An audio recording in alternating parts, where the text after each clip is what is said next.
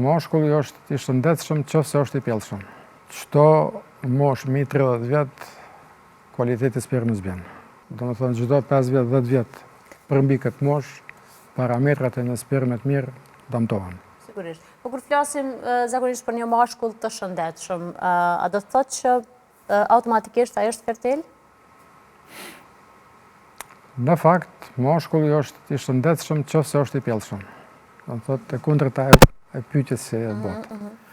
Si thash edhe më herët, damtimet ose çrregullimet e mashkullit ndodhin me qetësi. Nuk ka ndonjë manifestim zakonisht. Prandaj edhe ai mendon që është edhe i shëndetshëm edhe i pjellshëm.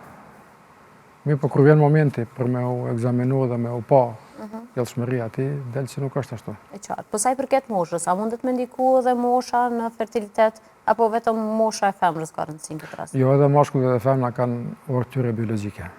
Deri në cilën moshë?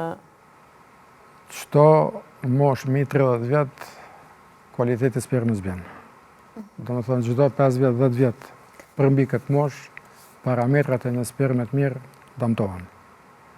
Te femra dihet që momenti që ka derisa ka cikël është e pjellshme, edhe momentin kur ndalet cikli kryet ora asaj biologjike, te mashkulli është në mënyrë shumë më graduale. Shkallë shkon. Shkallë. Po, ka tregime që edhe në moshë shtyme janë bobab, mundet me ndodh. Po nuk është problemi vetëm me prodhu spermën, është problemi me çfarë kvaliteti është ajo spermë. Se vetë sperma me kvalitet të mirë mund me pru deri te shtatzania, për ndryshe jo.